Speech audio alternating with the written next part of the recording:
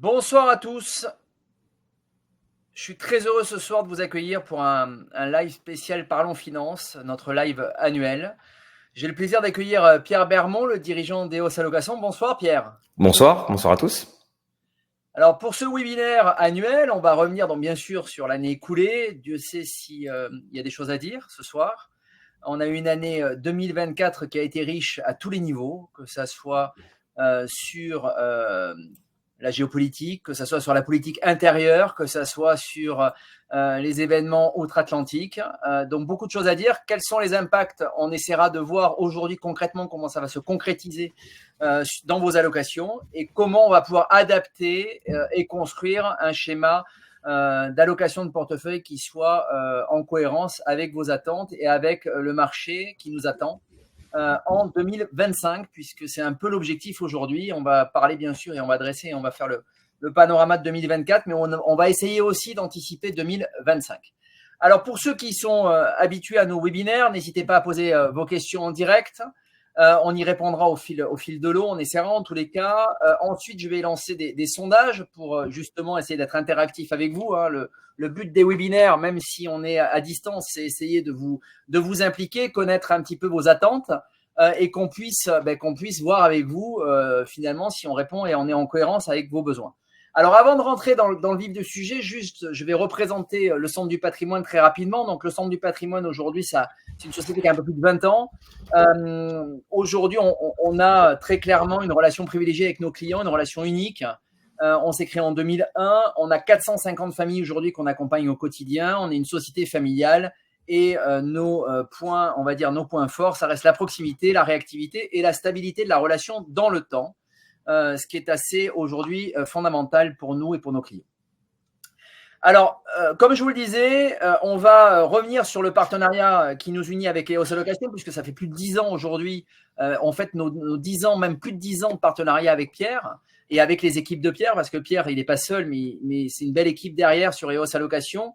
Pourquoi on travaille avec eux? Comment ça fonctionne? On reviendra bien sûr sur l'actualité des marchés financiers, parce que je crois que vous êtes là pour ça et vous attendez aujourd'hui très fortement le point de vue de Pierre. Et l'idée, c'est qu'on échange et bien sûr, qu'on réponde à vos questions.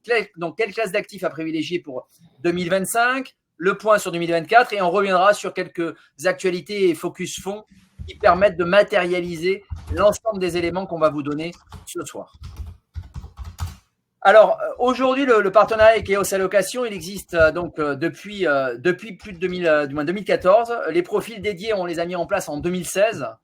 EOS Allocation, c'est en fait le pôle de recherche financière du groupe. C'est-à-dire que nous, en fait, on échange en permanence avec Pierre et ses équipes en fonction, bien sûr, des éléments macro-éco, de la géopolitique, de l'environnement, des taux d'intérêt. Et à chaque fois, tous les trimestres, on revient ensemble sur les nécessités ou pas de mettre en place des arbitrages pour être en adéquation avec le marché. Donc, ça nous permet d'avoir des points macroéconomiques réguliers qui sont aujourd'hui délivrés par EOS Allocation, et ce, en toute indépendance, puisque EOS, Pierre y reviendra juste derrière, mais EOS n'a aucun lien avec une société de gestion, quelle qu'elle soit. C'est également la mise à disposition de reporting sur les fonds, sur les gérants, puisque Pierre rencontre aujourd'hui plus de 800 gérants par an, 800 rencontres gérants par an tout au long de l'année, que ça soit en France ou à l'étranger, puisque régulièrement, Pierre peut aller soit du côté du Benelux, soit du côté du UK, et ça permet aussi d'avoir une rencontre gérant au-delà des frontières. Le comité trimestriel d'allocation, je vous en parlais, et tout ça, on l'a développé sans aucun surcoût pour vous, hein, puisque bien évidemment, cette recherche financière fondamentale dont on se sert très régulièrement, ça n'a aucune incidence de facturation pour vous. C'est intégré dans nos prestations de suivi régulier de vos allocations. Alors, je vais laisser la parole à Pierre. Pierre, c'est notre invité ce soir. Il va, d'une part, représenter EOS, se présenter et mieux vous faire peut-être comprendre encore qu'est-ce qu'il fait au quotidien et quelle est la fonction d'EOS Allocation. Merci Jean-Olivier. Donc nous, notre métier, c'est l'allocation d'actifs. Vous ne devez pas très souvent dans des conversations avoir quelqu'un qui vous dit moi je suis allocataire d'actifs. Donc qu'est-ce que c'est qu'être allocataire d'actifs?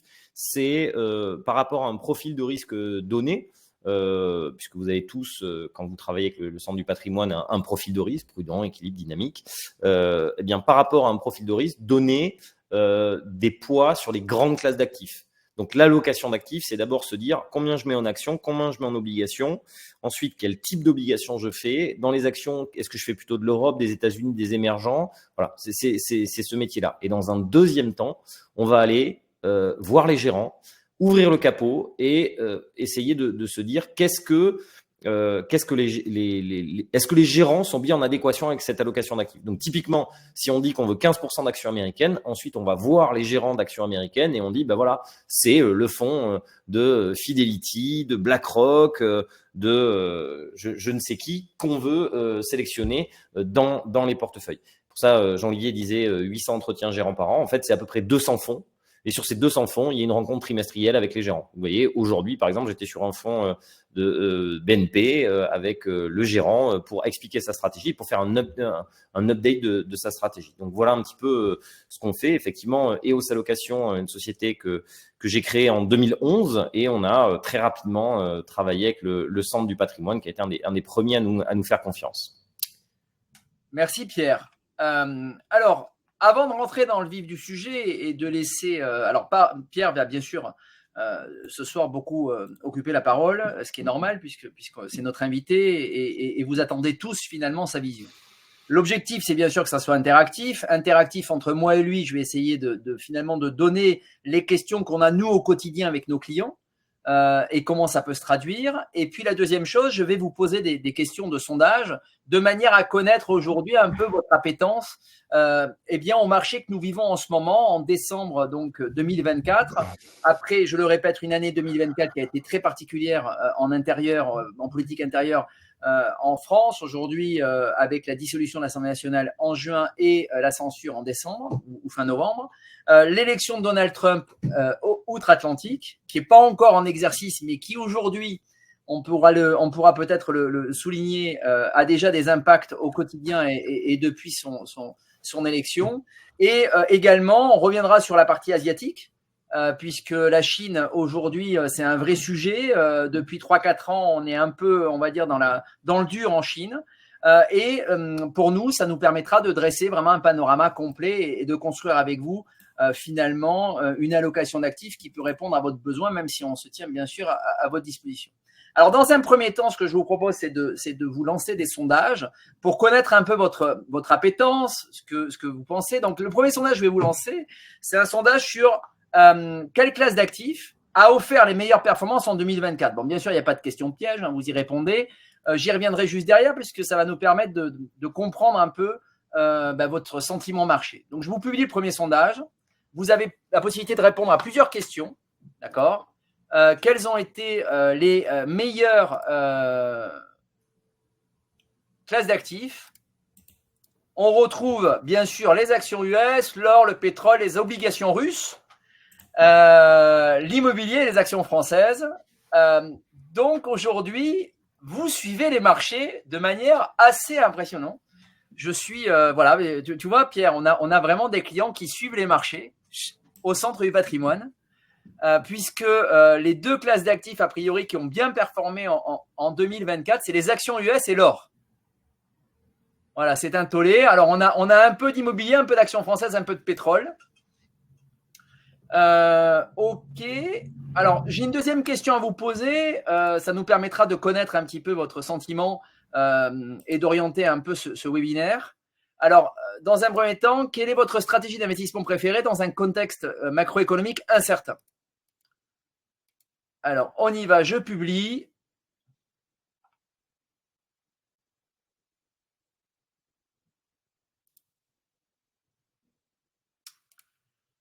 Alors, je publie. Quelle est votre stratégie d'investissement préférée pour le contexte qu'on connaît en ce moment? Alors, on a perdu Pierre. J'espère qu'on va le retrouver. Ah, mais il n'a pas du tout aimé. Je pense que tu as demandé à ce que je ne réponde pas aux questions parce que quand j'ai répondu à la question, il n'a pas aimé ça. Je n'ai pas le droit de répondre aux questions. Je ne répondrai plus aux questions, c'est fini. Alors, la stratégie d'investissement préférée dans un contexte macroéconomique incertain aujourd'hui, nos clients disent garder une partie en monétaire ou sur le fonds euro, en grande majorité. Miser sur l'or, investir dans l'immobilier, ok. Très bien, intéressant. Alors, on va vous poser une troisième question. On va poser une troisième question avant de rentrer dans le vif du sujet. Donc, à votre avis, quel facteur sera le plus impactant sur les marchés en 2025 ?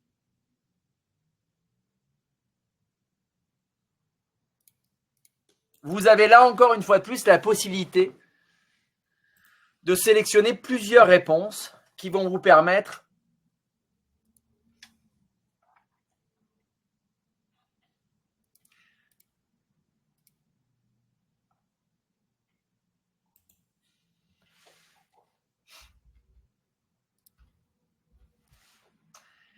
c'est assez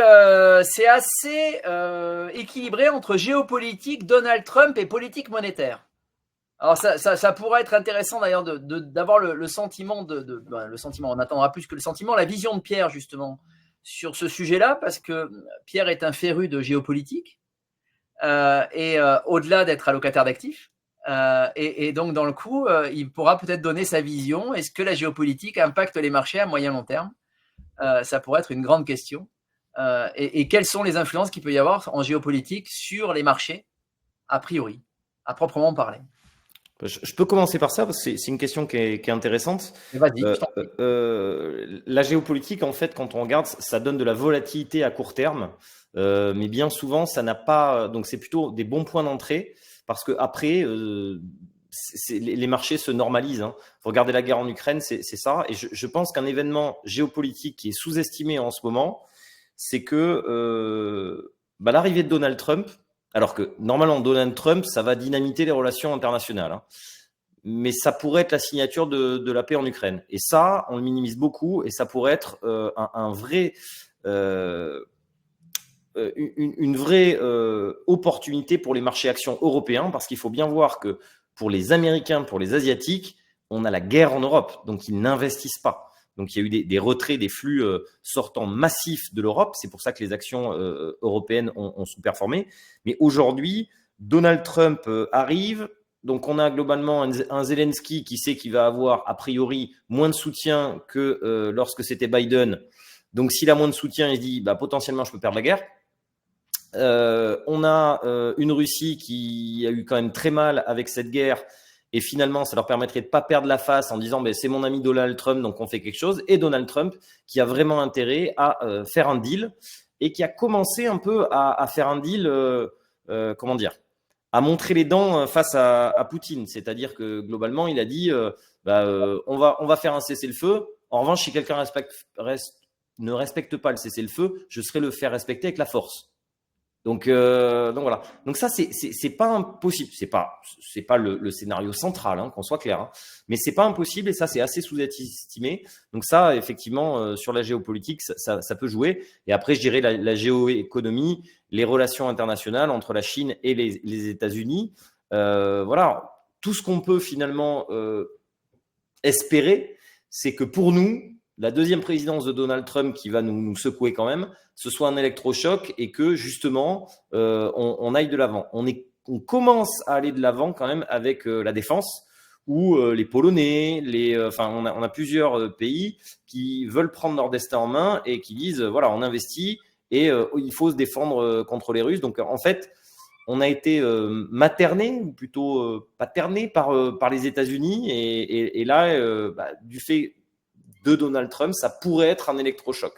Mais c'est vrai que pour l'instant, l'Europe et l'économie européenne n'est pas forcément en bonne posture.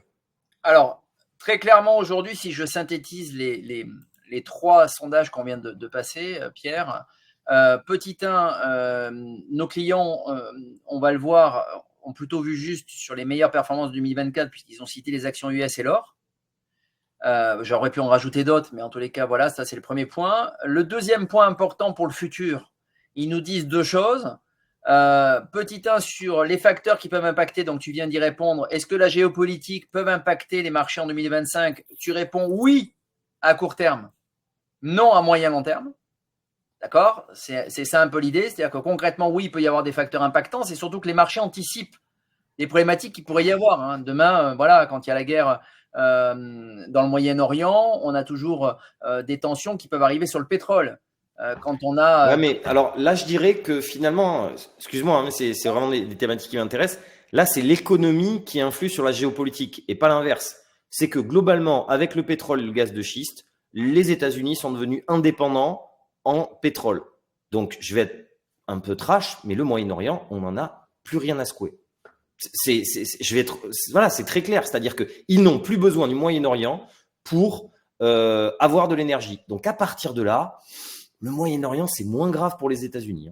Alors, je vais aller enfoncer une porte ouverte et on va essayer de pas trop de digresser pour respecter notre timing. Mais pour le coup, pour reprendre ton expression, je vais même aller plus loin que ça. Je pense que les États-Unis, sur les 15-20 dernières années, sont en train de devenir vraiment indépendants sur l'ensemble des ressources dont ils ont besoin. Le pétrole en fait partie. On pourra parler de technologie, on peut parler d'un certain nombre de choses sur lesquelles finalement ils mettent les moyens en place pour être de plus en plus indépendants. Et finalement, c'est le reste du monde qui devient de plus en plus tributaire et États-Unis dépendant. Et le dernier point, c'était donc sur la macroéconomie, la stratégie qu'on doit avoir d'investissement. Donc, principalement, nos clients nous disent il faut plutôt rester cash ou sur le fonds euro quand on a des périodes incertaines. Alors, c'est vrai. La question, c'est est-ce qu'aujourd'hui, on a une période de macroéconomie incertaine ou pas? Tu vas nous y répondre au fil du webinaire. Alors, j'ai vu qu'il y avait des questions.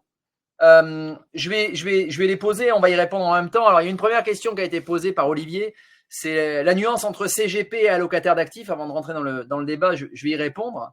Il y a quand même une grosse nuance. L'allocataire d'actifs, c'est le spécialiste de l'allocation d'actifs. C'est le spécialiste financier. Hein, tu vas peut-être pouvoir mieux y répondre que moi. Mais moi, je dirais qu'un conseiller en gestion de patrimoine, c'est un chef d'orchestre. Et c'est pas lui qui va jouer le mieux du violon, c'est pas lui qui va jouer le mieux de tel instrument, mais il va être chef d'orchestre. Et donc, sur des expertises très précises, il peut faire appel à un avocat fiscaliste sur des questions de fiscalité, à un notaire sur des questions patrimoniales. Voilà. Après, chaque conseiller en gestion de patrimoine, puisque nous, on a plusieurs cabinets clients, a une certaine appétence. Vous allez avoir des cabinets qui vont être plutôt très bons en immobilier, peut-être moins appétents sur le reste, ou d'autres beaucoup plus juridiques, d'autres plus allocation d'actifs. Alors bon, je ne vais pas jeter des fleurs à Jean-Olivier, mais lui, il excelle un petit peu dans toutes les dimensions. Mais d'ailleurs, vous devez le savoir si vous êtes client chez eux, mais je plaisante pas en plus. Mais voilà, donc c'est l'idée. Nous, on apporte nos services d'expertise sur les marchés financiers et sur l'allocation d'actifs pour des conseillers en gestion de patrimoine qui, eux, ont un rôle de chef d'orchestre. En complément, et juste pour amener une petite touche complémentaire, je dirais que nous, quand on s'est rapproché des hausses allocations il y a plus de 10 ans, j'ai toujours considéré que c'était quand même très clairement très compliqué d'être bon partout, ce que vient de dire Pierre. Pour nous, Pierre, c'est vraiment celui qui va nous challenger, celui qui va nous accompagner, dans les équipes de Pierre, parce que je le répète, derrière les hausses allocations, il y a une grosse team et qui nous permet, nous, d'avoir vraiment de l'information au plus juste. On n'a pas le temps, pour être très clair et pour répondre à Olivier, je n'ai pas le temps matériel de rencontrer 800 gérants par an. C'est pas possible. Voilà, j'ai tous mes clients à suivre au quotidien. J'ai une grosse activité, je dirais, d'accompagnement de clients. Et aujourd'hui, un CGP qui se targuerait de la capacité d'avoir 800 rencontres gérants, aujourd'hui, c'est plus un CGP. Voilà, donc la grosse différence, elle est là. Elle est sur sa capacité aussi, bien sûr, dans l'analyse, la consolidation de tout ça et la capacité à créer des allocations d'actifs en fonction du besoin. Et puis la troisième chose, et dernière chose, qui me paraît fondamentale, c'est que Pierre, il est indépendant. C'est-à-dire que concrètement, aujourd'hui, quand Pierre construit des allocations par thématique, sur la classe d'actifs, les actions US, quand il me fait des sélections de fonds, quand il dit, voilà, il faut s'investir sur tel ou tel fonds, finalement, il est totalement indépendant dans le choix des fonds. Et après, bien sûr, je peux suivre ou pas suivre ce que proposent les équipes d'EOS, mais bien évidemment, si je travaille avec EOS, c'est pour suivre, bien sûr, les recommandations, en tous les cas en grande partie, et derrière, on déploie ces allocations. Alors, j'ai une note, donc j'espère qu'on a bien répondu à la question entre CGP et allocataire. J'ai une autre question qui, là, pour le coup, rentre dans le vif du sujet de la soirée. C'est la gestion passive paraît plus performante sur les marchés matures. Donc ça, tu pourrais y revenir, ce qu'on appelle sur l'efficience des marchés, sur les marchés un petit peu plus, on va dire, peut-être plus petits ou plus spécifiques, qui nécessitent peut-être plus de la gestion active. Le marché US explose. D'accord? Je crois que tu as quelques slides qui sont assez, je ne sais pas si tu les as mis dans la présentation ce soir, mais qui sont assez lunaires. Et ensuite, est-ce qu'il est trop tard, Pierre? La grande question, c'est est-ce qu'il est trop tard aujourd'hui pour investir, alors soit au travers d'un ETF, soit au travers d'un fonds d'investissement de gestion active sur le Standard & Poor's, sur le MSCI World ou sur le Russell? Voilà, donc c'est des questions auxquelles on va pouvoir répondre. Je répondrai à la question 2, la question 3, on va y répondre lors du webinaire. En revanche, je peux répondre tout de suite à la question 1. La gestion passive peut être intéressante pour les marchés les plus efficients, mais matures, je pense que c'est ce que vous vouliez dire aussi. Donc efficients, c'est qui sont extrêmement travaillés, il y a beaucoup d'informations, il y a beaucoup d'analyses, et ainsi de suite. Mais attention quand même, aujourd'hui, la gestion passive a très bien fonctionné, notamment sur le S&P 500 et le MSCI World, donc les actions mondiales, parce que notamment, c'est les 7 magnifiques. Donc, c'est quoi les 7 magnifiques? C'est Apple, Alphabet, Amazon, Netflix, Tesla, Nvidia et Meta. Parce que ces poids-là dans l'indice, une gestion active peut même pas les répliquer, alors qu'une gestion passive va pouvoir le faire. Et donc, aujourd'hui, vous avez une espèce de ces actions-là qui ont marché. Je suis à peu près persuadé que si ces sociétés sous-performent, la gestion active fera mieux que la gestion passive. Voilà. Il y a aussi ça, il faut voir ce point-là. Et alors après, dernier sujet, tu reviendras certainement dessus. Attention, par exemple, quand on parle souvent du MSCI World, mais le poids des US est tellement important de l'MSCI World que finalement, quand on investit dans l'MSCI World à l'heure actuelle, on est quand même très, très, très US. Alors, on va revenir sur les performances et ça va répondre donc à votre sondage, au sondage que j'ai posé. On voit très clairement un gros écart entre ce qui se passe du côté des US, qui est en haut du tableau, et ce qui se passe au niveau de la zone euro. Et derrière, on voit que le CAC 40 est à 2%. Alors, c'était aux performances d'hier, hier soir. Et très clairement, on voit que les marchés US, eux, en fait, ils ont clairement cartonné cette année. Et il y a un écart qu'on pourrait appeler de découplage entre vraiment les marchés européens et les marchés US en 2024. C'est vraiment très significatif entre les deux.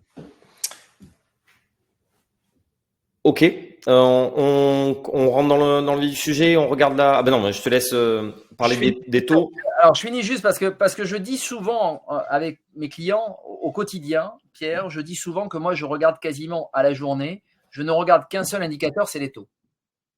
Et alors, je n'ai pas pu le mettre sur ce graphe, mais je regarde deux choses, et ce encore plus depuis le mois de juin. Je regarde les taux d'intérêt, on va dire, principaux, majeurs, les majeurs. Donc, bien sûr, France-Allemagne, le 10 ans. Donc, l'Allemagne 10 ans s'appelle le Bund, pour ceux qui connaissent. Le France 10 ans, c'est l'OAT. Derrière, on a les États-Unis. D'accord? Et ça me permet de voir aujourd'hui, sur ces trois zones, finalement, la tendance, comment les marchés anticipent finalement l'économie, l'inflation et comment ça pourrait se traduire au niveau aujourd'hui des marchés actions.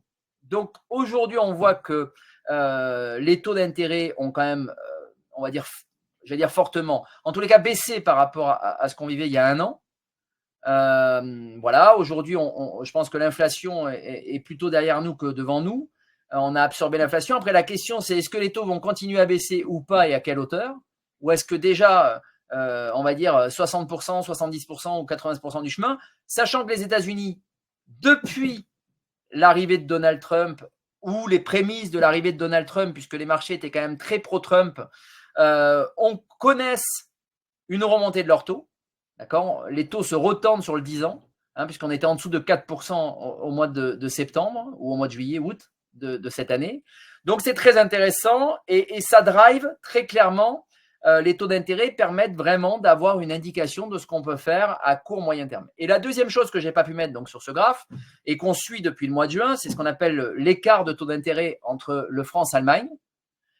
Puisqu'on avait une vraie corrélation entre le France-Allemagne depuis près de 10 ans.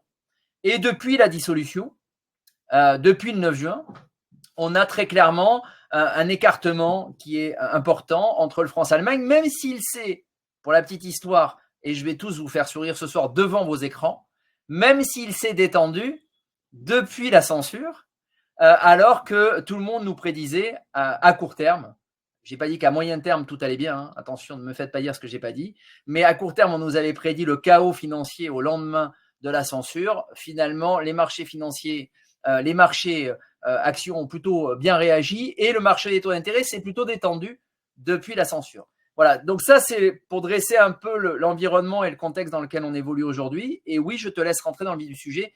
Je pense que je n'ai rien oublié pour rentrer dans ce contexte. Donc c'est intéressant. Et j'ai un commentaire d'un de nos clients qui nous dit on va probablement avoir moins 0,25 sur la BCE demain. D'ailleurs, on peut faire un petit pari. Est-ce que c'est moins 0,25 ou moins 0,50 demain? D'après toi, Pierre, est-ce que tu veux jouer à ce jeu? Non, parce que c'est pas. Aussi, le rôle d'allocataire, c'est essayer d'avoir une vision de moyen long terme. Après, effectivement, on regarde ça, mais en fait, le 0,25, 0,50 n'a pas tant d'importance que ça. Ce qui compte, c'est la direction. En fait, vu la baisse de l'inflation, ça pourrait être 0,50. Mais après, ça peut aussi donner un signal au marché de dire oulala, la BCE panique et elle est en train de baisser très fort les taux. Donc voilà, a priori plutôt 0,25, mais ça a beaucoup moins d'importance sur la BCE que sur la Fed, parce que la Federal Reserve américaine. Parce qu'aujourd'hui, la BCE, c'est clair et net, elle a dit je vais baisser les taux. La Fed, c'est moins sûr, notamment avec l'arrivée de Trump. Donc, on te laisse rentrer dans le vif du sujet. Nous sommes là pour voir un peu tes visions et comment tu anticipes les marchés. Voilà. Très bien. Donc, ce qu'on regarde, ce sont les indicateurs avancés. Donc, je l'avais dit, mais je le rappelle, hein, les indicateurs avancés, c'est quoi? C'est un indicateur qui donne un caractère prédictif sur la croissance dans les mois à venir. Typiquement, un très bon indicateur avancé, ce sont les permis de construire ou les mises en chantier. Ben, ça, c'est très bien pour l'immobilier. Comment mesure-t-on l'activité immobilière dans le neuf?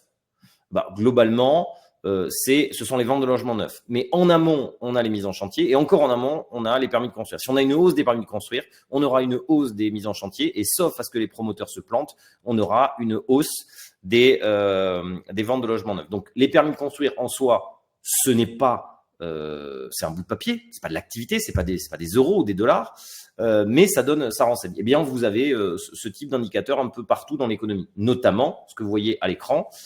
Les PMI. Donc PMI, ça veut dire Purchasing Manager Index. C'est globalement l'indice de confiance des entreprises. Et là, vous voyez que dernièrement, c'est pas génial du tout. Et on a ici sur la fin du graphique, ça décélère. On a une décélération de l'activité en Europe. On a également aux États-Unis, c'est un petit peu mieux, mais c'est stable, on va dire. Mais il faut bien voir que finalement, c'est pas si grave que ça. Pourquoi ? Parce que cet essoufflement de la croissance, il a été voulu par les banques centrales. Les banques centrales ont voulu casser l'inflation et pour casser l'inflation, elles avaient besoin de faire ralentir l'économie. Et elles ont finalement réussi leur pari, c'est-à-dire avoir un atterrissage plutôt en douceur de l'économie. Ok, on a l'Allemagne qui est en récession. Ok, nous on s'est tiré une balle dans le pied avec, je dirais, la dissolution, mais vous avez des pays comme la Pologne, comme l'Espagne qui vont plutôt bien. Hein. Donc c'est pas du tout catastrophique. Et voilà, ça c'est un point majeur. Hein. C'est-à-dire que l'économie s'essouffle, mais ça a été voulu par les banques centrales. C'est-à-dire qu'elles ont aussi matière à baisser les taux pour relancer l'activité économique. Indice de surprise économique, ça c'est intéressant. Donc ça, c'est un indicateur qui dit si on a un chiffre macroéconomique qui tombe et qui est supérieur aux attentes, vous avez la courbe qui monte. S'il est inférieur aux attentes, vous avez la courbe qui baisse. Là, dernièrement, on a eu effectivement, on va dire d'août à cette fin d'année, plutôt des meilleures nouvelles qu'attendues. Là, c'est en train de se retourner à la baisse, donc il faut quand même le regarder. Ça, c'est un peu moins bon qu'attendu. C'est-à-dire que quand les chiffres qui sortent sont un peu moins bons depuis quelques semaines. il y a quand même, sur ce tableau où je vous dis, c'est moins, ça va, il y a des drapeaux rouges. Premier drapeau rouge, c'est le consommateur américain. Parce que le consommateur américain, c'est lui qui a tenu la croissance américaine. C'est grâce au consommateur américain que cette croissance a tenu. Pourquoi? Parce que c'est ce que vous voyez à gauche, vous avez le bas de laine Covid qui était là, une épargne excédentaire. Ça a été entièrement consommé. Deuxième possibilité pour le consommateur américain, un taux d'épargne plus faible. Regardez, avec 3,8, on est au plus bas. Alors, les Américains, ils peuvent même aller en négatif. Donc, attention, ce n'est pas parce qu'on est bas qu'on ne peut pas aller plus bas. Troisième possibilité, justement, c'est le crédit. Regardez le crédit. Aujourd'hui, un crédit carte bleue aux États-Unis, c'est 22% de taux d'intérêt. Un prêt conso, c'est 14%. Et un prêt voiture, c'est 9 à 10%. Donc, pour aller s'endetter plus, OK, mais ça va être compliqué quand même. Et regardez, en plus, les dettes en souffrance. C'est quoi les dettes en souffrance? C'est le pourcentage, c'est le nombre de dettes qui sont en retard de plus de 30 jours. Vous savez, c'est dans les séries américaines, vous le voyez, c'est quand il y a quelqu'un, ça va pas bien, il a ça de lettres qui s'entassent avec, vous savez, le tampon rouge, vous êtes en retard, ainsi de suite. C'est ça, c'est exactement ça. Et vous voyez que, on a le crédit hypothécaire qui est en souffrance, et ça, c'est quand même pas très, très bon, puisque le crédit hypothécaire, c'est 70% de la dette des ménages.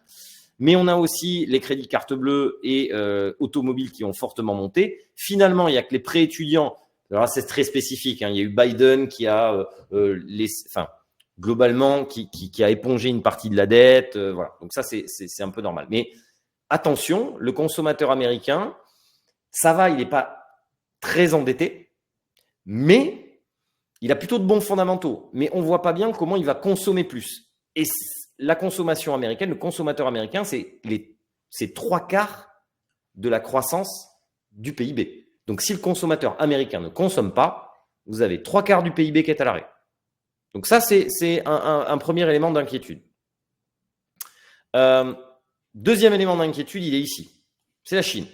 Donc là, vous voyez toujours les PMI. Ce sont les PMI. Donc, vous voyez que en Russie, ça ne va pas très bien. Mais après, la Russie, de toute façon, elle est hors du système financier. Et ça pourrait même aller bien, mais on est en économie de guerre. Ça veut dire que vous avez un pourcentage du PIB très important qui est là que pour la guerre. Donc, ça peut faire de la croissance à court terme. Mais bon, des tanks dans la consommation, alors si, ils en consomment beaucoup, ça c'est sûr. Mais après, une fois que la guerre va être arrêtée, il va falloir arriver à transformer tout ça. La Chine, ça a déçu, mais vous voyez, c'est en train de remonter. C'est en train de remonter notamment parce que le gouvernement chinois a annoncé des mesures de relance. Mais pour l'instant, des mesures de relance plutôt sur l'offre, sur les exportations. Mais sauf qu'ils vont être obligés de faire des mesures de relance sur la consommation domestique. Parce qu'aujourd'hui, qu'est-ce qui ne va pas? C'est la consommation. Regardez ici la confiance des ménages chinois. C'est catastrophique. D'accord? Donc, catastrophique parce que la première chute, c'est dû à quoi? C'est dû au confinement. Vous savez qu'ils ont confiné beaucoup plus tard que nous. Ensuite, hop, ils ressortent, ça va super. Mais la confiance du consommateur est retombée au plus bas. Pourquoi? C'est la courbe de droite, c'est le prix de l'immobilier résidentiel en Chine. On est sur une tendance autour de moins 5%. Ça veut dire que globalement, depuis 2 ans, vous avez l'immobilier qui tourne à moins 5. L'immobilier, c'est 60% de la richesse des Chinois. Donc, quand vous avez 60% de votre patrimoine qui est à moins 5, c'est compliqué de consommer plus, c'est compliqué de voir un avenir radieux. Donc ça, c'est un vrai problème, mais c'est déjà extrêmement intégré dans le prix des actions chinoises. Et justement, là, le gouvernement chinois va être obligé de redynamiser ce pan de l'économie, d'autant plus avec Donald Trump. Parce que c'est bien beau de dynamiser les exportations, ça risque d'être compliqué quand même. Confiance du consommateur européen. Eh bien, contre toute attente, elle est bonne. Vous avez ici la confiance du consommateur européen qui monte lentement mais sûrement. Pourquoi elle est bonne? Parce que notamment, hop, voilà, vous l'avez ici. Vous avez ici, on est à un taux de chômage le plus bas depuis 30 ans en Europe. Il faut bien s'en rendre compte. On a une situation économique qui s'est détériorée, mais pas le chômage. Donc, on a un chômage qui est en baisse et regardez la progression des salaires qui est maintenant bien supérieure à l'inflation. Ça veut dire quoi? Ça veut dire qu'on a souffert 2022-2023 avec une inflation qui était élevée et des salaires qui n'augmentaient pas aussi vite que l'inflation. Aujourd'hui, on a des salaires qui augmentent plus vite. Ça veut dire qu'in fine, on a des gains de pouvoir d'achat et donc, ça va relancer la consommation. Donc, vous voyez, quelque part, c'est diamétralement opposé entre les États-Unis et l'Europe. En fait, on est en avance de cycle. Nous, on est au fond du trou en Europe et normalement, on va relancer parce que des taux plus courts de la part de la BCE, parce que des plus bas, je veux dire, des taux courts plus bas de la part de la BCE et également un consommateur qui est plutôt en bonne posture. Les États-Unis, eux, sont en train de ralentir, mais attention, Donald Trump, c'est ce qu'il a fait quand il était président, alors que ça ralentissait, a fait repartir le cycle. C'est tout à fait possible. Alors, en complément, Pierre, est-ce que tu peux revenir peut-être sur un sujet qui va tous nous intéresser? Très clairement, aujourd'hui, il y a une des économies majeures en Europe qui souffre fortement, c'est l'Allemagne. Aujourd'hui, très clairement, l'Allemagne a quand même les moyens de ses ambitions si elle le désire, puisqu'elle a un ratio de dette sur PIB qui est pour le coup un des meilleurs d'Europe, voire le meilleur d'Europe. Du moins qui a le meilleur d'Europe d'ailleurs. Puis des pays développés et puis même peut-être au monde pour des gens. Parce qu'il y en a qui ont très très peu de dettes, mais c'est qu'ils sont. Enfin, excusez-moi, les économies sont tellement petites qu'ils n'ont pas accès à la dette. Mais aujourd'hui, dans les pays développés, c'est le plus bas et voire dans le monde, ça doit être un des plus bas. Ben, merci pour la précision. Et ce que j'allais dire, c'est qu'aujourd'hui, on est en excédent budgétaire en Allemagne. Donc très clairement, si demain l'Allemagne qui souffre en ce moment, entre autres sur l'industrie automobile, pour des raisons peut-être, sans rentrer dans des raisons européennes, on va plutôt dire ça comme ça, dans l'industrie aujourd'hui automobile en Allemagne souffre fortement. Ce qui se passe, c'est qu'aujourd'hui, l'Allemagne, moyen de ses ambitions, a quand même la capacité de faire des plans de relance, par exemple majeurs. Et si l'Allemagne elle va quand même tirer aussi fortement toute l'Europe vers le haut. Donc l'Europe est quand même tributaire des décisions allemandes dans ces plans de relance dans les prochains mois qui arrivent, sachant qu'il y a des élections, si on ne se trompe pas, en mars-avril en Allemagne. Il y a. Mais je dirais que c'est peut-être un peu plus complexe que ça dans le sens où l'Allemagne, c'est quand même tout un modèle qui est à revoir parce qu'on est un modèle tourné vers les exportations. Donc, à un moment donné, si elle fait un plan de relance, ce sera un plan de relance pour sa consommation domestique. Mais la consommation domestique, elle n'est pas phénoménale. Ce qui compte, c'est les exports. Or, le problème, c'est que, je vous le fais très simple, l'Allemagne, son modèle, c'est je produis pas cher avec du pétrole russe et j'exporte en Chine. C'est beaucoup plus compliqué que ça. Hein. J'ai caricaturé possible. Mais là, on a les deux côtés où elle est prise en étau, en fait. Voilà. Et avec une population qui est vieillissante, donc pas une grosse consommation non plus. Donc voilà le problème. Mais moi, je dirais, moi, j'essaierai de voir aussi le verre à moitié plein. On a, je ne vais pas rentrer dans la politique, mais on est arrivé à intégrer des pays qui étaient à la traîne, type les ex-pays de l'Est, avec la Pologne qui s'en tire quand même très bien, avec l'Espagne qui s'en tire bien, le Portugal qui est un exemple. Enfin, vraiment, le Portugal, c'était il y a quelques dizaines d'années, c'était pauvre, c'était vraiment à la traîne. Là, ils ont réussi, en plus, avec un gouvernement socialiste, à faire plutôt des réformes, à attirer les capitaux, et ça va plutôt très bien. Et c'est pour ça qu'aujourd'hui, ils empruntent moins cher que la France. Mais c'est pas pour rien. La Grèce aussi a fait vraiment des efforts et revient un peu dans le match. Donc, on a cette capacité à intégrer des plus petits pays et à les tirer vers le haut. Oui, mais les pays leaders, entre guillemets, à savoir la France et l'Allemagne, eux, souffrent en ce moment. C'est vrai. Alors, on a un webinaire qui passionne, Pierre. On a un webinaire qui passionne parce qu'on a un flot de questions assez impressionnant. Donc, je vais essayer de te poser des questions. Alors, j'ai des questions qui sont, on va dire, de caractère très important. Par exemple, le PMI de l'industrie. Et donc, j'ai Olivier qui me dit il aurait été bon de détailler le PMI. Le PMI de l'industrie manufacturielle est une moyenne pondérée des 5 indices suivants: nouvelles commandes, production, emploi, délai de livraison des fournisseurs et stock et achat. Je l'ai fait à dessein de ne pas le détailler. Je veux dire, c'est plutôt complexe. Moi, je préfère dire c'est la confiance des entreprises. Ensuite, il y a plein de sous-questions. Dans les questions, vous avez par exemple, déjà, c'est entre services et industrie. Mais ce que je vous ai montré, c'est le composite, c'est-à-dire c'est la somme des deux, c'est l'économie en général. Alors, on pourrait rentrer dans des débats d'experts, mais je ne pense pas que ce soit le lieu ce soir.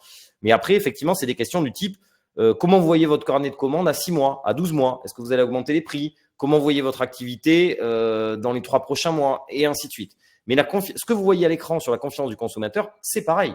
Globalement, la confiance du consommateur, c'est on veut savoir est-ce que vous êtes heureux? Je plaisante pas, parce qu'un consommateur heureux est un consommateur qui consomme. Alors, on ne dit pas est-ce que vous êtes heureux, on dit est-ce que vous avez confiance dans l'avenir? Est-ce que vous pensez que votre situation va s'améliorer dans les 12 prochains mois? Est-ce que vous avez prévu de faire plus de cadeaux à Noël que par rapport à l'an dernier?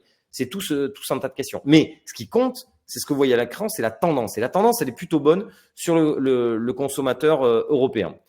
Je vais avancer parce que… Il y a une autre question complémentaire qui est aussi quand même intéressante et importante à laquelle on peut répondre, Pierre. C'est est-ce qu'aujourd'hui, le fait que la France emprunte finalement plus cher que la Grèce, les Portugais, l'Espagne, au-delà du sentiment marché, est-ce qu'on doit s'en inquiéter ou pas? Non. Je veux dire, là, c'est juste de l'orgueil. Ça, on se dit, non, l'Espagne, on y va pour la fête et pour aller sur les plages, mais ils nous donnent une leçon économique. Ben oui, c'est le cas. C'est le cas. Ils ont été plus… Enfin, oui et non. Enfin, il faut quand même voir aussi que aujourd'hui, pourquoi l'Allemagne va mal, c'est que ce qui va mal aujourd'hui, c'est le manufacturier. C'est l'automobile américaine, c'est tout ça. Alors, pendant des années, l'Espagne et le Portugal ont pâti du fait qu'ils ne sont pas industrialisés. Alors, ils sont industrialisés, c'est une économie industrielle, mais ce que je veux dire que comparé à l'Allemagne ou à l'Italie, puisque globalement, c'est ça les deux plus grosses industries, c'est Allemagne et Italie, ils n'étaient pas du tout industrialisés. Mais aujourd'hui, on a des services en croissance et une crise du manufacturier. Donc, ça tamponne l'Allemagne, mais à l'inverse, l'Espagne, c'est bien mieux parce que c'est une économie de services. Voilà, nous, on est entre les deux. On est entre les deux. Mais il ne faut pas voir, je sais pas, il faut pas voir un match comme ça. Enfin, c'est bien qu'on soit dans une Union européenne où il y ait des gens qui aillent plutôt bien. Et peut-être que dans 4-5 ans, ce sera autre chose. Quelque part, l'Allemagne va mal. Bon, ben, on est content. Enfin, content.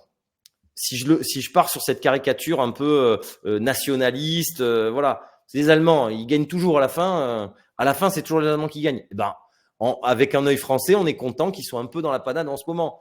Mais réfléchissons de manière européenne et soyons plutôt contents que des économies sœurs aillent plutôt bien et puissent nous tirer vers le haut.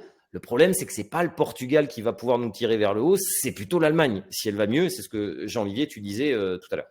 Oui, merci Pierre pour cette explication. Et tu sais qu'à Toulouse, on dit toujours que c'est aussi Toulouse qui gagne à la fin. Alors attention, moi c'est UBB, j'ai encore un peu mal. Donc, faut pas trop parler des sujets sensibles. Allez, continuons. La confiance du consommateur aux États-Unis, elle est, comme vous voyez, neutre à positive.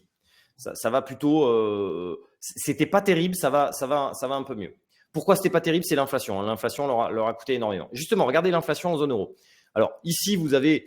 Bon, c'est l'inflation totale. Ici, vous voyez l'inflation totale en mauve et vous voyez l'inflation hors alimentation et énergie en gris. Vous avez ici ces composantes. Comme ça, Olivier sera content. J'ai décomposé l'inflation. Pour ceux qui veulent, il y a un peu plus technique. Donc, vous voyez que l'inflation est en train de baisser, notamment à cause de l'énergie. C'est ce que vous voyez ici en gris. C'est-à-dire que le pétrole était à 85 $ le baril il y a un an, il y a encore 6 mois. Et donc, en fait, comme on est à 70-75, on a un effet négatif sur le pétrole, négatif sur l'inflation.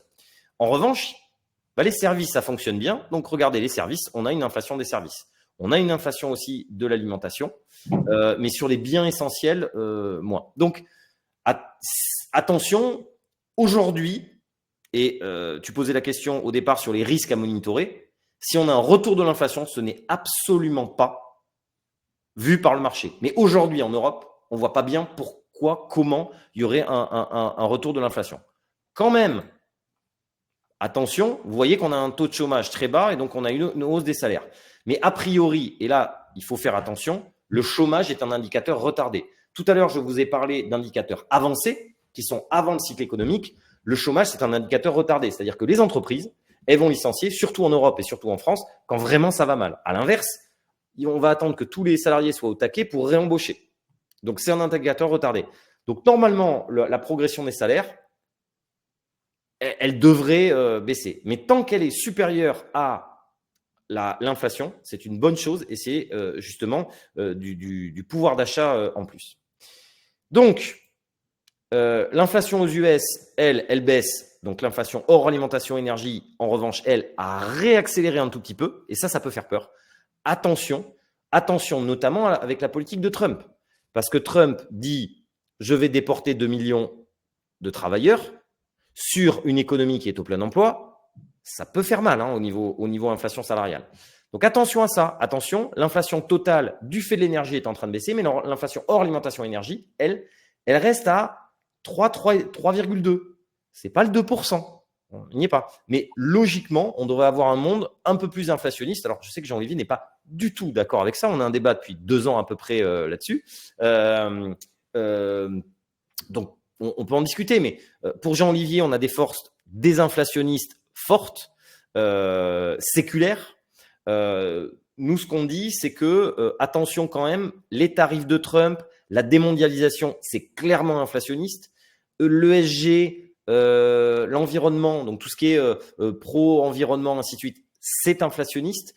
On a un monde qui est un peu plus inflationniste. Et surtout, à partir de… Comment dire oui, alors Hervé, oui, l'inflation baisse, mais pas les prix. Attention, l'inflation est toujours positive. Donc, même si j'ai 2% d'inflation, ça veut dire que mes prix augmentent de 2%. C'est le rythme d'accélération des prix qui baisse, tout à fait. Donc, l'inflation, à partir du moment où vous avez l'inflation qui est là dans votre cerveau, c'est compliqué de la baisser. Pourquoi ? Vous devez le voir tous les jours. C'est à partir du moment où on pense qu'il va y avoir de l'inflation, ça veut dire que les salariés vont voir leur patron en disant je dois avoir 3 à 4% par an d'augmentation de salaire, c'est normal. Et vous acceptez de la part de vos fournisseurs, des gens qu'elles vous achetez des services et des biens, des augmentations de prix. Voilà. Et ça fait qu'il y a de l'inflation. Et tout le monde essaie de passer de l'inflation. Je vais vous donner 2 exemples. Je sais qu'il faut jamais, normalement, en économie, il faut jamais prendre son cas propre, puisque en fait, on généralise une situation qui est particulière. Mais quand même,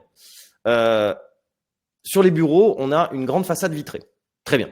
Il y a 2 ans, donc tous les ans, on doit faire nettoyer, puisque vous savez, c'est comme une espèce de building tout vitré. Et là, on essaie de me passer 20% d'inflation, sachant que c'est notre électricité et notre eau quand ils viennent. Donc, je dis, je comprends pas très bien. C'est quoi la hausse de vos coûts ? Ah, ben non, excusez-nous, non, mais c'était l'ancien tarif, je me suis trompé et on m'a remis le… Mais en fait, tout le monde essaye parce qu'on est dans un environnement où c'est beaucoup plus facile de passer des hausses. Et ça, c'est inflationniste. Donc, il y a un aspect psychologique qui est important. Alors, est-ce que je peux répondre à tes 2 remarques, Pierre, celle-ci dans un premier temps, et la première sur ma vision des choses sur la partie inflation, désinflation et déflation.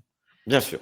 Alors, sur le point que tu viens d'évoquer, ce que tu évoques, et ça c'est intéressant pour nos clients, c'est finalement le cercle vicieux de l'inflation qui aujourd'hui entraîne mécaniquement une hausse inflationniste parce que quand les salaires rentrent dans la courbe, rentrent dans la quadrature du cercle de l'augmentation, mécaniquement ça a tendance à tout augmenter vers le haut. C'est ce que nous avons vécu dans les années 70-80 où les salaires étaient indexés sur l'inflation.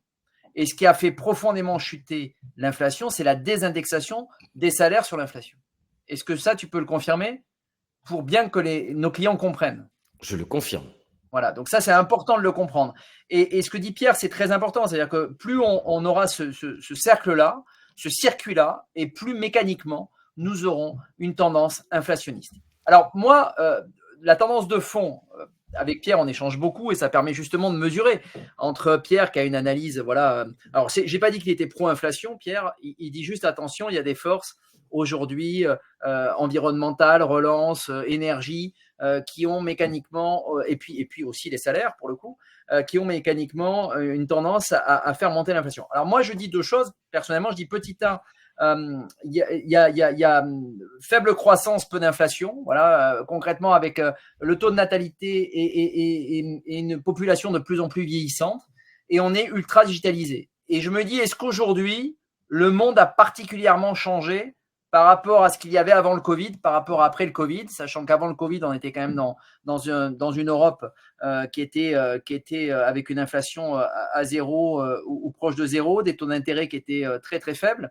Moi, personnellement, je pense que non. Après, voilà, aujourd'hui, on a une inflation cible entre 1,5, on a une inflation cible donnée par les banques centrales à 2%, et on a une inflation aux alentours de 1,5. On verra ce qui se passe dans les prochains mois. Pour l'instant, je pense que ce qu'on a vécu sur le pic inflationniste il y a 2 ans était plutôt un épiphénomène. Aujourd'hui, je tiens quand même à dire 2 choses. C'est que je constate que, par exemple, la Chine, on en parlera peut-être, mais depuis que on a la baisse de la natalité forte en Chine, on voit quand même que la Chine a du mal à repartir et à avoir de la croissance. Alors, est-ce qu'il y a un lien ou pas? Moi, je pense que peut-être. J'ai pas dit sûrement, mais je dis que souvent la natalité a quand même une influence sur la croissance des pays et sur la consommation et sur après l'arrivée de la classe moyenne. Et puis après, on a quand même une tendance aussi très vieillissante de nos populations dans toutes les économies développées. Et ça a une tendance pour moi plutôt déflationniste qu'inflationniste. C'est mon point de vue parce que là, pour le coup, il n'y a pas d'indexation, il n'y a pas de problématique sur les salaires. Et ça, c'est mon point de vue. Voilà. Ok. Je vais avancer justement avec les conclusions un petit peu macroéconomiques.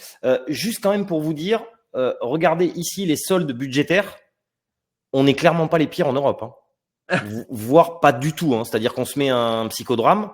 Aujourd'hui, les États-Unis, alors qu'ils ont plus de croissance que nous, c'est bien pire. Hein.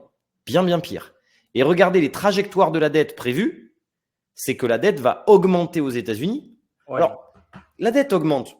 Quand vous êtes comme le Japon avec des taux à zéro, que je sois endetté à 200, à 300, à 500%, c'est pareil, je paye zéro d'intérêt. Sauf que les États-Unis, maintenant, on était à 1% de taux d'intérêt, on est passé à 4, 4,5. Ça commence à être beaucoup plus compliqué. Et ça creuse encore plus le déficit. Et donc, je vais remettre un argument pour l'inflation. L'inflation à 3, 4, c'est peut-être aussi le moyen de faire baisser la dette. Hein. Parce que, regardez ici, pourquoi vous avez eu une baisse de la dette? Là, c'est un peu bizarre parce que, attendez, c'est juste après Covid. Le quoi qu'il en coûte, normalement, c'est pas normal que la dette ait baissé parce qu'on est à un ratio dette sur PIB nominal. Or, le PIB nominal, il prend en compte l'inflation. Globalement, le PIB nominal, depuis 2-3 ans, il a augmenté de 20%.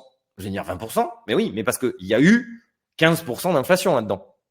Et derrière, la dette n'a pas augmenté d'autant. Donc, c'est aussi, il y a un incentive pour laisser un peu plus l'inflation. Le problème, c'est qu'on ne sait pas très bien la gérer. Hein. L'inflation, quand elle part, elle part. Hein. Donc, sur nos conclusions macroéconomiques, vous voyez que ici, donc c'est quelle est la tendance à venir pour la croissance d'un côté et l'inflation de l'autre. Vous voyez qu'on a les États-Unis qui sont plutôt pas trop mal. Hein. La croissance, a priori, est en train de réaccélérer et l'inflation de baisser. Mais attention, on arrive vers le centre parce qu'on pourrait aller de ce côté-là avec l'inflation. Donc, il faut vraiment regarder. La zone euro, on est plutôt en zone obligataire. Un petit peu action à la confiance du consommateur qui va pas trop mal. Et on est quand même en bas de cycle, donc on pourrait remonter. Les pays émergents, franchement, on est au milieu. C'est très compliqué. Il n'y a pas d'inflation. Elle est ni en augmentation, ni en baisse. Et on a également des problématiques sur la croissance, notamment en Chine.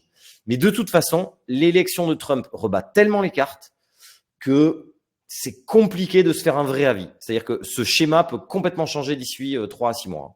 Attention. Maintenant, je rappelle à nos clients, parce que ce schéma, il est souvent, on revient souvent dessus, nos clients nous posent souvent la question.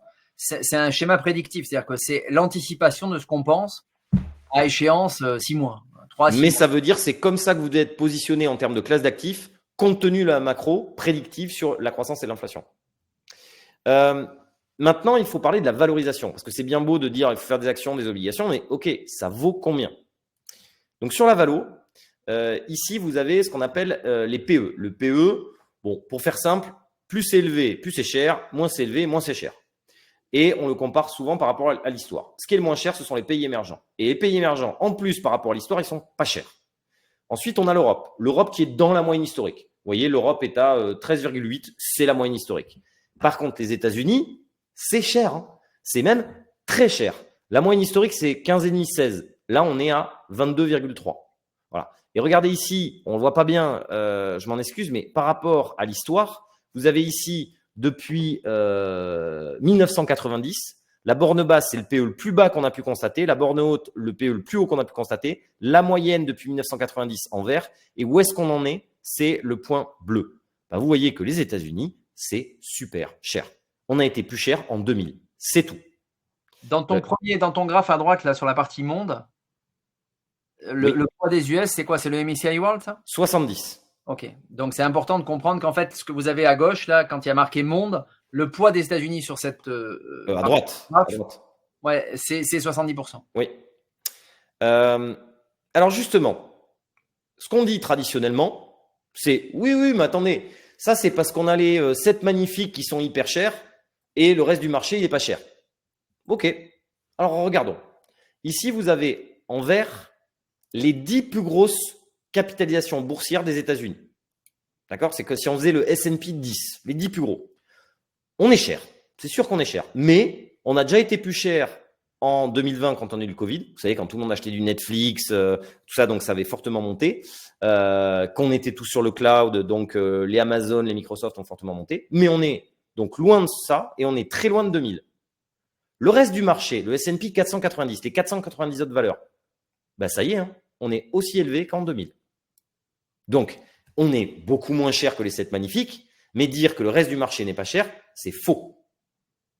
Maintenant, regardons, on va regarder ici sur, on regarde le PE, d'accord, les niveaux sur lesquels on est, et on se dit, à partir de ce niveau de PE, quelles ont été les performances historiques sur les 40 dernières années, sur les 10 années suivantes. Donc là, le dernier point qu'on a, c'est 2014, puisque 2014-2024. Donc, tous ces points-là, c'est je prends le niveau de PE à l'instant T et je regarde 10 ans après combien ça fait de perf. Compte tenu du niveau de PE qu'on a aujourd'hui, on s'attend sur les 10 prochaines années à un rendement sur les actions américaines entre 0 et 2%. Voilà. Donc, aller vers les US aujourd'hui, l'ultra consensus aujourd'hui, c'est il faut aller sur les US parce que Donald Trump, parce que c'est l'exceptionnalisme américain. Il y a des raisons. Oui, il faut faire plus d'US, mais nous, on en a un peu, on est sous-pondéré, mais aller en ce moment sur les US, sur le marché global, ça nous semble déraisonnable. Donc, plus d'US, oui, mais pas n'importe. Ensuite, je vais y venir, c'est-à-dire pas n'importe quel type d'action sur les US. Oui. Il y a une question qui est posée par Olivier. Aux US, c'est le Russell 2000 qui est le moins cher. Mais je n'y ai pas répondu puisque je vais y répondre en 2 slides. Magnifique. Oui. Donc, ce que je dis, c'est plus d'US, oui, mais le marché au global, non. Et attention, tout le monde va dans le même sens et on le verra juste après. Alors justement, ce n'était pas 2 slides, c'était 1 slide. Ici, vous avez aux États-Unis le PE en rouge du S&P 500, c'est celui que je vous ai montré tout à l'heure, et en bleu, les mid-cap, donc les sociétés de plus petite taille, et en vert, les sociétés small-cap. Donc, c'est le fameux Russell 2000 dont parle Olivier. C'est un autre indice. Ben là, par contre, on n'est pas cher. Enfin, on n'est pas cher. On est dans la moyenne historique. Donc, nous, on dit plus d'US, oui, mais plutôt sur les petites et moyennes capitalisations. D'autant plus que le programme de Trump, c'est avantager les sociétés domestiques. Et qui est domestique? Est-ce que c'est un Microsoft ou est-ce que c'est une petite capi américaine? Très clairement, c'est la petite capi américaine. Donc, on fait un peu plus d'actions US, mais d'actions small et mid cap. Mais attention, tout le monde est dans le même sens. Vous allez le voir un peu plus loin. Voilà sur les petites capis. Donc, je réponds aussi à Olivier. Voilà la proportion des petites capitalisations au sein de la capitalisation totale. Donc, c'est globalement, vous prenez le poids des plus petites capitalisations au sein de l'indice. C'est ultra bas. On est au plus bas de 2000 et on a déjà fait plus bas en 73. On est obligé de prendre des données d'il y a 55 ans. Donc, attention. Et là, vous voyez ici sur le MSCI World, donc les actions mondiales, la valorisation des grandes capis par rapport aux petites capis. On est à 2-3 écarts types. Ce n'est pas tenable. Donc aujourd'hui, ça n'a pas marché. Depuis un an, Nous, par exemple, dans les profils, si vous suivez les profils EOS, ce qui a coûté le plus, c'est d'être en petite capitalisation. Mais comme je vous l'ai dit, on est sur un horizon moyen-long terme. Moi, dans mon épargne, aujourd'hui, je ne fais que de la petite capi. Je regarde à 10 ans, je suis persuadé que je ferai une excellente performance. Et en plus, on ne parle pas que de petite capitalisation européenne.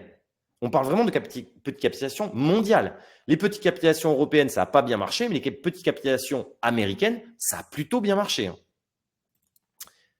Les émergents, là, on n'est pas en valorisation, on est en performance. Là aussi, on est obligé de revenir à 1975 pour avoir une telle sous-performance des émergents. Donc, la Chine est bien remontée. Il ne fallait surtout pas sortir. On pense que c'est le début. Ça va continuer. Les fondamentaux dans les émergents, là, on vous a parlé de dette et qu'on avait des problématiques de dette et que ça sera sûrement la prochaine crise viendra de la dette en Europe. Peut-être que c'est la France qui allumera l'étincelle. Mais dans les émergents, on a beaucoup moins de problèmes de dette. On a des fondamentaux qui sont meilleurs. On a des entreprises qui refont des bénéfices. Parce que pourquoi les émergents ont souffert par rapport aux US? Parce que les US, il faut le dire, ils ont eu une capacité à générer des bénéfices sans commune mesure avec l'Europe et les émergents. Les émergents commencent à revenir dans le match, c'est-à-dire à avoir une performance des bénéfices, c'est-à-dire une croissance des bénéfices plus forte qu'aux États-Unis. Et ça, c'est important parce que oui, la performance des US, on a eu des actions plus chères, mais on a eu aussi des sociétés qui ont délivré des bénéfices. C'est pas pour rien que les US nous ont mis un 4-0 sur la performance. C'était en partie normal, mais on est allé trop loin, selon nous. Tu peux également peut-être juste, tu as parlé de quelque chose qui est très important sur la Chine. Aujourd'hui, très clairement, on a aujourd'hui sur la Chine un plan de relance. C'est mon slide. Ben voilà. Voilà. Parce qu'effectivement, la Chine, on a la concomitance d'un plan de relance et un PE qui est bas. On a un niveau de cherté qui est faible et une croissance des bénéfices qui est en train de repartir à la hausse, comme vous le voyez là, qui est à nouveau en croissance. Parce qu'on était en décroissance avec Covid, avec la crise immobilière, on repart en croissance. Pour l'instant, il y a une telle épée de Damoclès avec les droits de douane de Trump que ça a du mal à remonter. Mais nous, on pense que c'est vraiment quelque chose qui peut aller de l'avant. Oui, la Chine fait clairement partie des émergents. La distinction entre émergents, pays développés et ainsi de suite, on va regarder la pondération du secteur primaire, secondaire et tertiaire. Donc primaire, l'agriculture et les mines. Enfin les mines et énergie, secondaire, l'industrie, tertiaire, les services. Une économie développée, c'est quand on a le tertiaire qui est très développé. Ce n'est pas encore le cas en Chine, qui est plutôt sur du secondaire. Et par exemple, l'Arabie Saoudite n'est pas un pays développé, c'est même pas un émergent, parce qu'eux, ils sont que en primaire. Et ensuite, il y a également le PIB par habitant. Le PIB par habitant moyen en Chine, c'est pas terrible, hein, parce que, ok, peut-être à Pékin, à Shanghai, ça va, mais le reste du pays, c'est pas encore terrible. Mais oui, ça y vient à être un pays développé. Moi, je dirais que s'il y en a un où on peut se poser la question, c'est la Corée en pays émergent. Je trouve ça un peu douteux. Parce que la Corée, c'est clairement, c'est même économie, même niveau que la France. Maintenant, le crédit. Donc, on a beaucoup parlé d'actions. On a parlé de macroéconomie, on a parlé d'actions. Maintenant, on va parler d'obligations. Dans les obligations, quand vous avez votre rendement, il y a deux briques. Il y a la brique des taux souverains, c'est-à-dire le 10 ans français. Tout à l'heure, Jean-Olivier disait, ben voilà, le 10 ans français, il est on est à 2,88. Ok, ça c'est le 10 ans français. Et ensuite, vous avez ce qu'on appelle le spread de crédit. C'est la prime de risque inhérente à une obligation d'entreprise. Exemple, Peugeot emprunte à 5% à 10 ans. L'État français emprunte à 3% à 10 ans. Le spread de crédit de Peugeot, c'est 2%, 5 moins 3. C'est-à-dire que Peugeot est obligé de vous payer 2% de mieux pour compenser le risque de Peugeot. Okay, donc, on va regarder, est-ce que je suis payé pour mon risque? Est-ce que mon spread, est-ce que je suis payé pour le risque? Regardez ici, on a pris 8 sous-segments obligataires. IG, c'est investment grade, c'est des entreprises de bonne qualité. High yield, c'est quoi? C'est des entreprises de qualité médiocre. Depuis 2010, on regarde la borne basse, c'est le plus petit spread de crédit qu'on a pu à voir. La borne haute, c'est le plus gros spread de crédit qu'on ait pu avoir depuis 2010. En vert, c'est la moyenne. Le bleu, c'est où est-ce qu'on est aujourd'hui. Est-ce que j'ai besoin de faire un commentaire? On est au plus bas de la Terre. Il y a encore le high yield européen, donc les sociétés médiocres. Attendez, médiocres, c'est Picard surgelé. C'est pas non plus des entreprises pourries. Hein, c'est des entreprises qu'on connaît tous. Hein. Et la dette émergente, où on est cher, mais on n'est pas au plus bas de l'histoire. Sur le reste, on est au plus bas. Donc, tout ce qu'on dit, c'est la fête est finie sur les obligations, ou en partie. Préférer des durations courtes, c'est-à-dire de courte maturité. Il y aura des opportunités en 2025, j'en suis persuadé. Mais aujourd'hui, on est plus à la prise de profit qu'autre chose sur les obligations d'entreprise. Même chose. Là, vous voyez, sur le marché investment grade, c'est le spread de crédit. Donc, cette fameuse prime de risque, okay, elle évolue dans le temps. Puisque forcément, quand il y a une crise de l'automobile, j'ai pas très envie d'aller sur Peugeot. Quand l'économie va très bien, j'ai plus envie d'aller sur Peugeot. Donc, ce spread de crédit, cette prime, elle est sensible aussi aux conditions macroéconomiques. Mais regardez, on est très bas. Hein. On est très bas. Je passe le contrariant. Donc ça, le contrariant, c'est je veux investir au son du canon, je veux vendre au son du violon. Je vais m'intéresser à une classe d'actifs dont personne ne veut. Je vais pas fuir, mais je vais prendre des profits sur une classe d'actifs qui est à la mode. Bon, bah voilà, ça c'est les flux sur les actions Europe et États-Unis. Tout le monde est sorti d'Europe et les flux vers les États-Unis ont été massifs. Autre chose, alors ça, c'est peut-être le plus intéressant de la session. Ici, c'est le sentiment de marché. Alors, c'est quoi tous ces petits trucs? Donc, je suis en haut à droite. On prend année par année les flux vers les actions US. Le top du top, ça a été en 2021, où les flux ont été massifs. On est bien au-delà. Je vous remontre juste, je reviens un petit peu.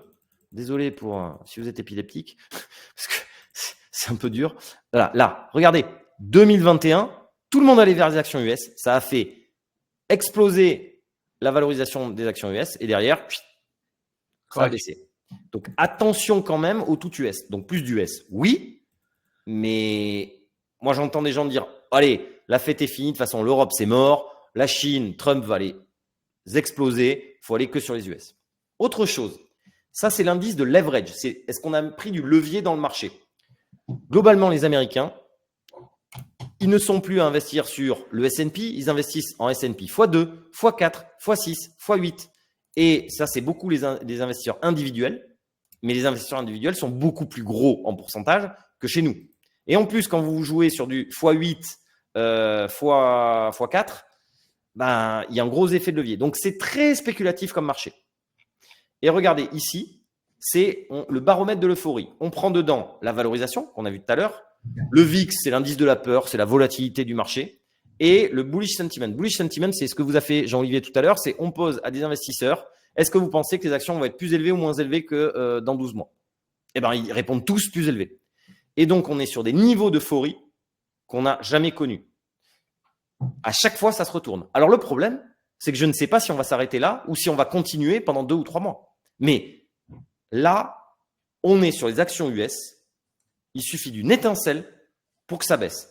Et on a envie que ça baisse parce qu'on préfère que les valorisations soient moins tendues. La problématique aujourd'hui en termes d'allocation, c'est que si on a une grosse baisse sur les US, on aura une grosse baisse sur le reste. Mais quand même avec un parachute, je dirais, de la valorisation.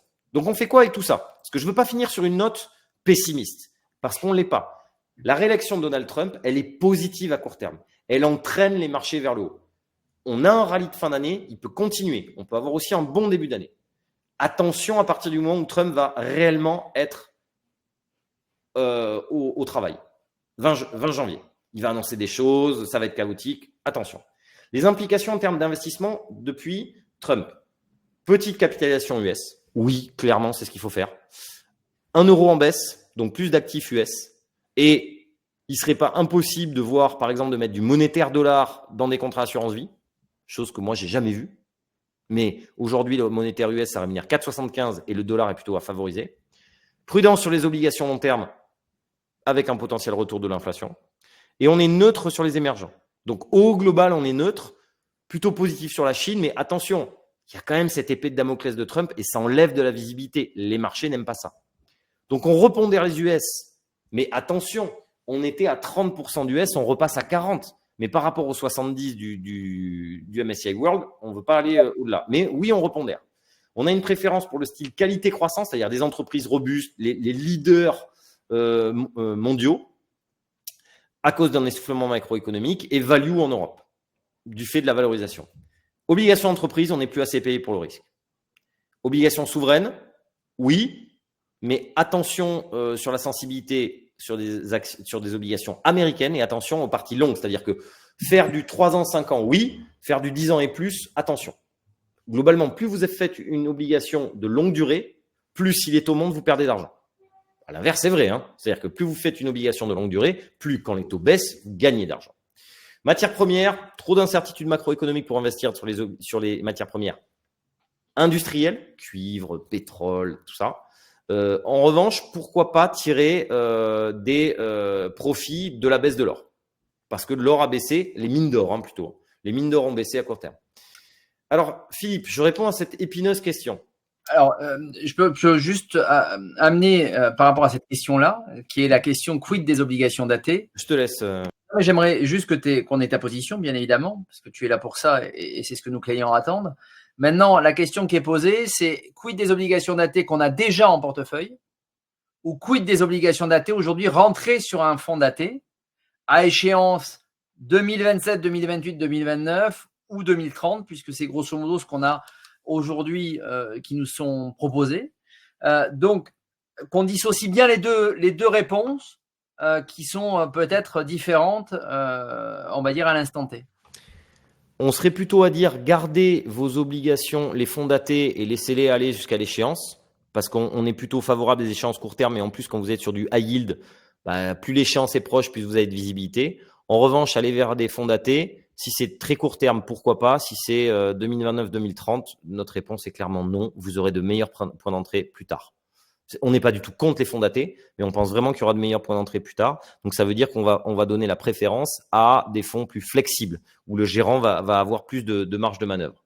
Puis, une deuxième question, parce que je suis bien mignon à dire faut pas faire ci, faut pas faire ça, mais on fait quoi si on sort des fonds datés? Parce qu'aujourd'hui, il y a quand même du rendement.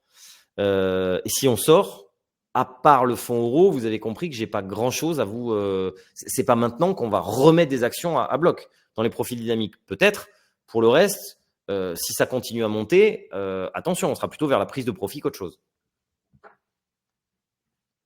Il y a une question sur Air Liquide, tu veux y répondre ou pas?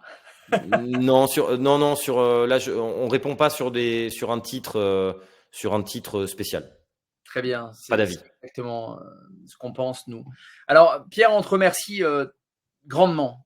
Ce soir, on a débordé, mais il faut avouer que c'est une des soirées qu'on a eues les plus intenses depuis le lancement de ces webinaires. Je crois qu'on est à près de 30 questions posées ce soir.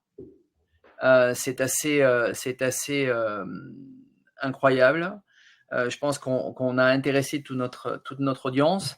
Je te remercie beaucoup. Je te remercie beaucoup pour cette présentation qui a été très très claire, qui nous a permis de dresser un tableau complet. On garde quand même une note très optimiste sur les mois qui arrivent. On va être très attentif sur ce premier semestre 2025 qui va mettre en lumière le plein exercice, tu l'as dit toi-même, de Donald Trump et ses conséquences à la fois sur le plan économique et géopolitique. Nous, on est à votre disposition, vous le savez. Ce webinaire va être mis sur notre chaîne YouTube comme à chaque fois. Je vais vous lancer un sondage pour savoir si vous avez été satisfait de ce webinaire. On espère que oui. Alors, vu